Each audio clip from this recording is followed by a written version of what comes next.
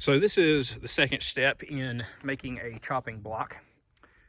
What we're going to do is dress the piece to get ready for using the planes on. Unfortunately, with this piece, I won't have to do much because it's rived so straight, but there is a little bit of a hump right in here that we'll need to take out and make it a little easier to use the planes on.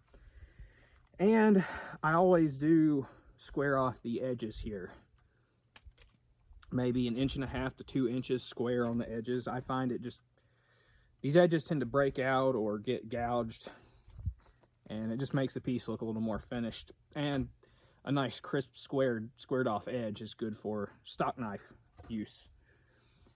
So you can use any kind of hand axe that you happen to have on hand. I do have this really nice antique side axe. I believe this is a Cooper's axe, so that's a really heavy duty hewing axe. But any kind of axe you have on hand is, you can make it work. I mean, even a little hatchet, little camping hatchet, if it's sharp enough, you can make it work. So whatever you happen to have on hand.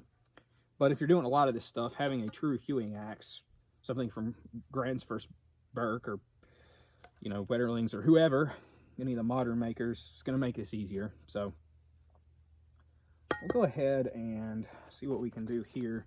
Now, thing to note about hewing on a block like this is to keep your strong leg back. I'm right-handed, so it's obviously my right leg. So if it glances off, you're trying to avoid swinging the axe into your leg. And especially, I've got really too small of an old rotten chopping block here anyway, but we can make it work. Sometimes you can keep it in the center here, so if it skews off, it smacks into the block instead of flying off. But anyway, just try to be safe with it. Obviously, watch your hand up here on the top.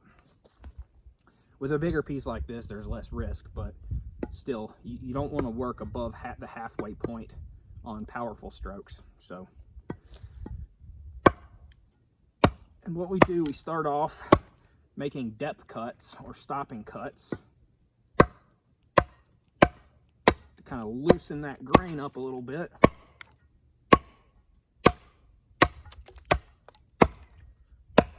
Find the more of this you do, the easier it is to remove material. Then you can come back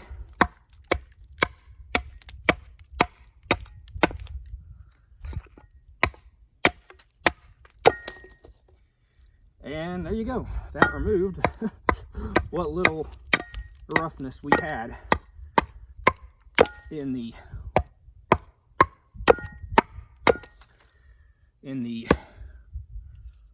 blank here in the middle. I might flip it over and a little bit on the other side, try to even that up just a little.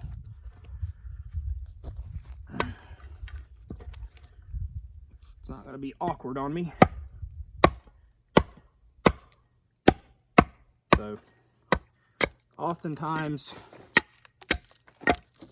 pieces like this, you're going to have to do a lot more axe work. But that's as far as we need to take it for taking the scrub plane to it. So, much flatter, very simple, very easy. As I say, you're going to save yourself a lot of time and trouble if you can find a good straight piece. So now, go ahead and flatten the edges out.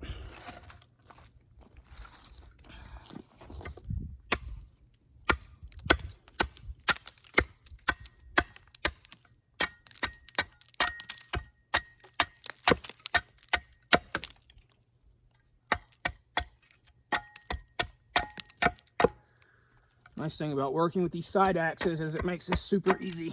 A little more awkward if you're using something else, but as I say, you can make it work. More off the bottom here.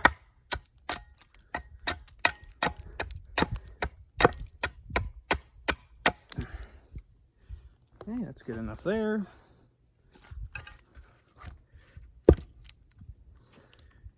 And I'll probably clean this up with spoke shaves once the piece is made.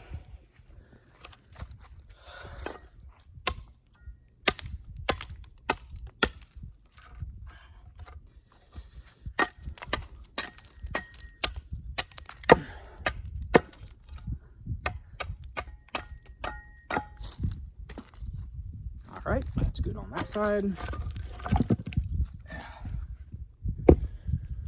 Go over to this one.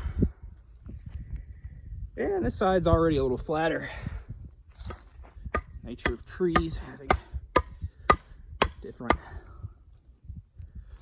growth patterns. Probably won't take quite as much off of this side. In fact, I'll probably use the other side for my stock knife. Okay.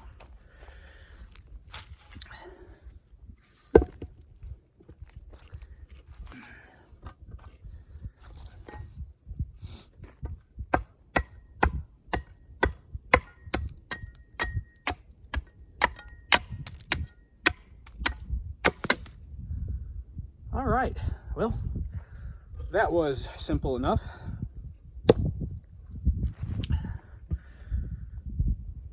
There you go, it's dressed and ready for using with the planes, which I'll be doing in the shop on my Roman workbench.